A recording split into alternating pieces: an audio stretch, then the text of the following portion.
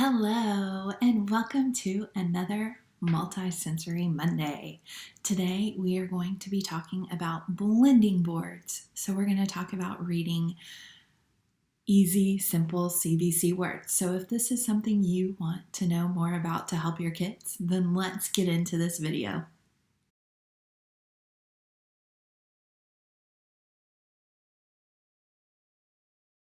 Blending boards. Blending boards is part of phonemic awareness skills that dyslexics have a hard time developing. So with the blending board, you are going to start with CVC words. And you're probably thinking, what are CVC words? So consonant, vowel, consonant words. And this is very easy to do, very easy to set up. You don't have to go buy anything if you don't want to. So today, my example, I could have used all the decks I have, but I chose not to because I wanted to show you that you can do this at home on your own. So really, truthfully, you only need 2 markers. I chose blue and black. Black for the consonants and blue for the vowels. So A, E, I, O, and U are in the blue. And then you just make cards, 1 letter for each card. So S is in black and E is in blue. So now you're going to make a pile if you want to, or you can just do this one at a time. But I made a pile of words and we're going to put them together. So blending boards has 4 easy steps. First one is to make the board. The second one is to say each sound. The third one is to blend the sounds together. And the fourth one is to say the word. So how this becomes multisensory is they're seeing it, they're saying it and hearing it, and they're using their finger with tactile to look at each letter. So let me give you some examples of this. So the first word I have here, they would look at, and they would go, at, cat. And that's how this is done. Then you can just move one of the cards and they can blend the next one. So, at, mat. Then you could do this, app, map. You can also change the vowels. So you can do op, mop.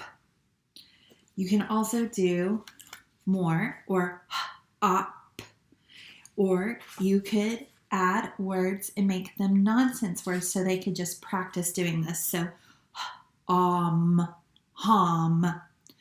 So most of the time when you add nonsense words, they can't follow anything and it's not a word that they've seen before, so it helps reinforce what they've learned.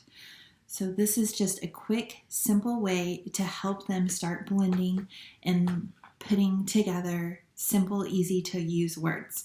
You can definitely use a blending board for harder words and different words, which I will be sharing with you in the next few weeks, but I just wanted to get started with blending the basic CVC words. So as a parent, there are a few tips that I want to go over with you.